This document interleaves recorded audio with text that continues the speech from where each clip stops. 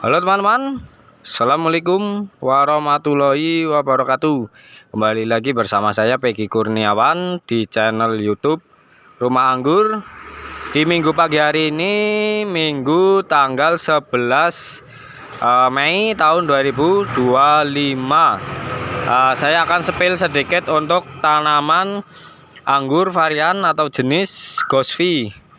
Ini berada di dekat jalan ya teman-teman, jalan wisata Wabong ataupun Sanggaluri Park. Oke, kita lanjut ya teman-teman. Untuk tanaman Gosvi ini saya tanam itu tanggal 22 bulan 12 tahun 2024 atau sekarang itu sudah berumur sekitar 5 bulan kurang teman-teman. 5 bulan kurang 11 hari seperti itu. Untuk kondisi tanamannya, untuk tingkat kesuburannya itu cukup ya teman-teman. Tingkat kesuburannya itu cukup. Untuk tanaman Gosvi ini tersiernya itu sudah saya batasin atau saya pangkas di bagian ujung batang tersier, sekitar kurang lebih itu 10 dari mata bat ya teman-teman, seperti itu. Untuk Gosvi kemarin sudah masuk pupuk generatif atau pupuk pembuahan sebanyak 2 kali teman-teman. Jadi sudah sekitar 2 minggu saya sudah berikan pupuk pembuahan.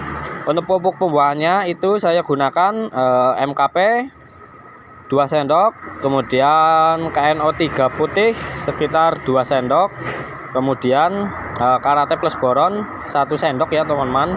Untuk tanaman Gosvi ini dilarutkan dengan air kurang lebih itu 10 liter.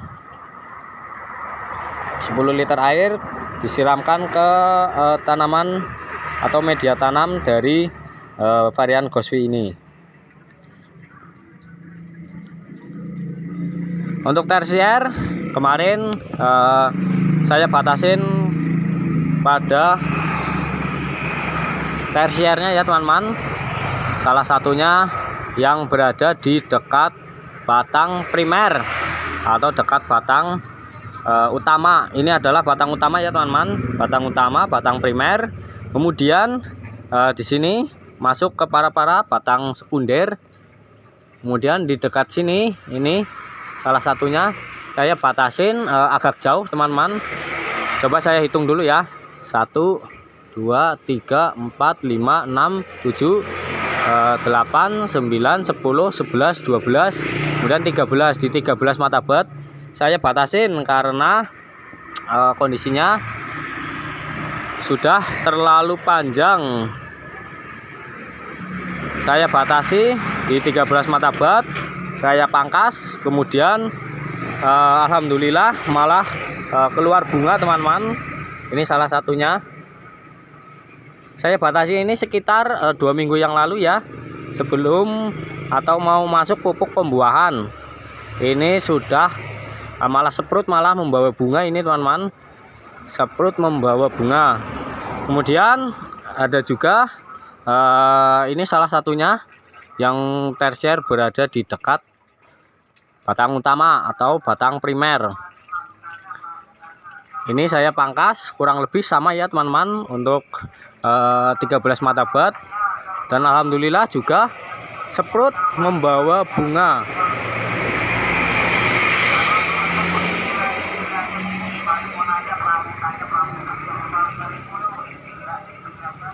Ini adalah varian Gosvi yang seprut membawa bunga untuk batang tersier.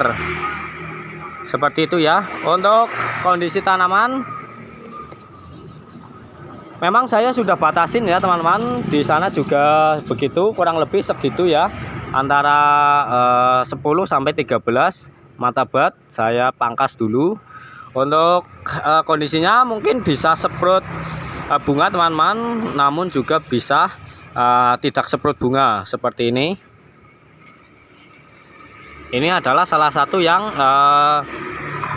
batang tersier saya batasi untuk laju pertumbuhannya. Ini mulai semprot untuk batnya ya teman-teman. Batnya sudah mulai pecah. Jika ini tidak membawa bunga tidak masalah teman-teman, masih ada bat-bat yang lainnya seperti itu.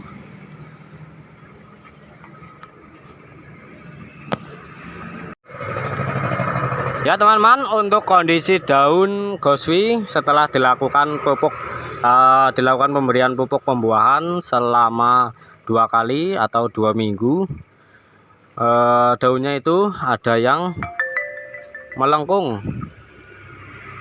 Daun melengkung ini normal ya teman-teman untuk tanaman anggur di fase generatif. Biasanya daun melengkung ini juga sebagai tanda atau indikasi bahwa tanaman kita insya Allah kalau di pruning itu dengan memilih bat yang besar, insya Allah itu bisa membawa bunga ya teman-teman. Namun di sini saya masih pembatasan batang tersier.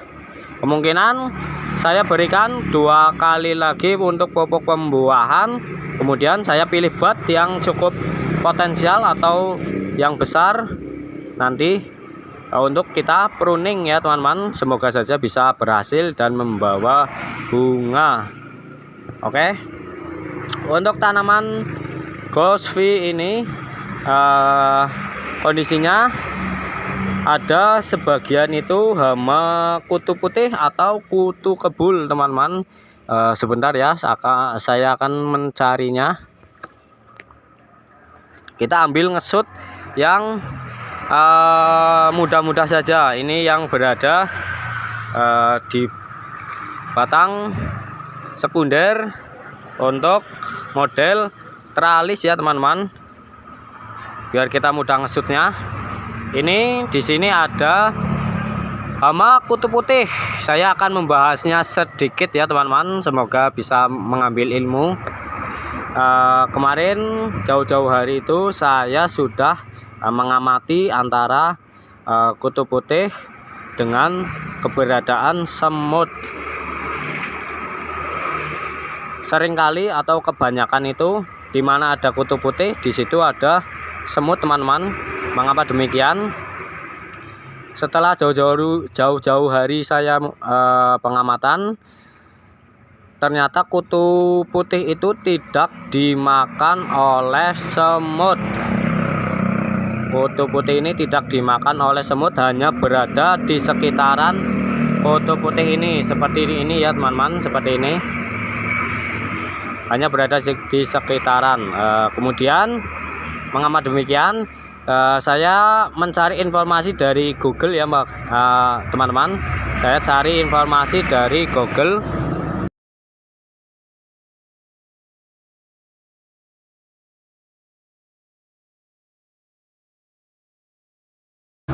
Kutu putih dan semut itu merupakan simbiosis mutualisme, atau mereka ini saling menguntungkan ya teman-teman. Kutu putih itu menghasilkan cairan, kemungkinan itu cairan zat gula yang dibutuhkan atau disukai oleh semut.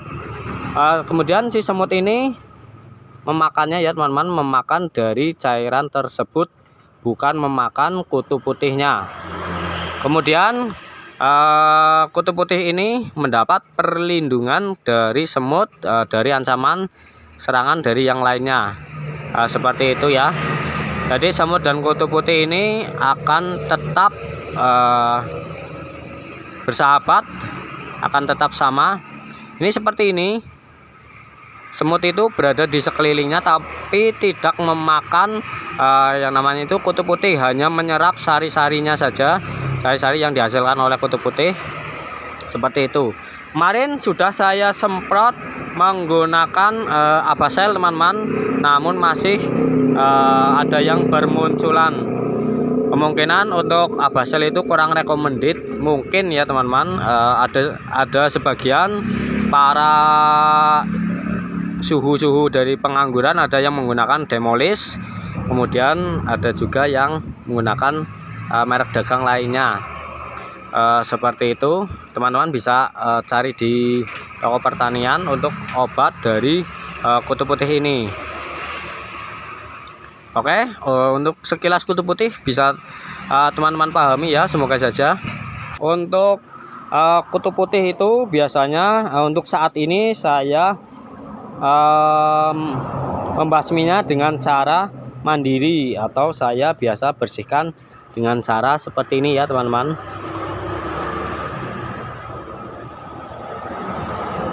Ini adalah kutu putih.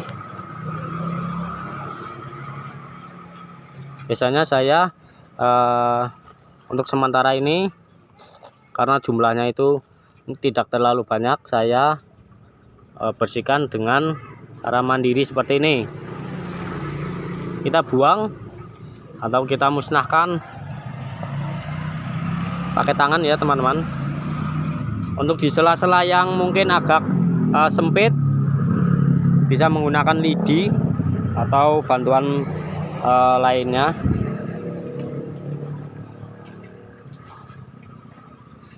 Semut ini juga bisa membantu manusia mendeteksi adanya kutu putih teman-teman, sebagai tanda pendeteksi adanya kutu putih. Dimana ada semut biasanya di situ ada kutu putihnya. Kita cari lagi ya teman-teman. Nah ini ada semut. Bentar. Nah ini ada semut. Di situ ada kutu putihnya. Nih. Kita musnahkan saja.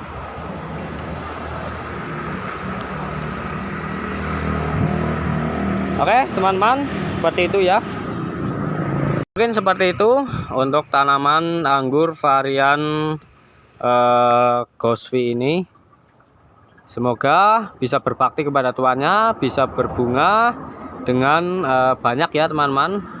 Oke, cukup sekian video di minggu pagi hari ini. Semoga teman-teman bisa mengambil sedikitnya manfaat dari tayangan ini. Jangan lupa teman-teman like, komen, dan subscribe agar saya makin semangat untuk bikin video terbaru lainnya.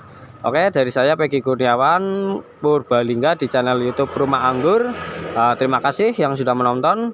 Wassalamualaikum warahmatullahi wabarakatuh.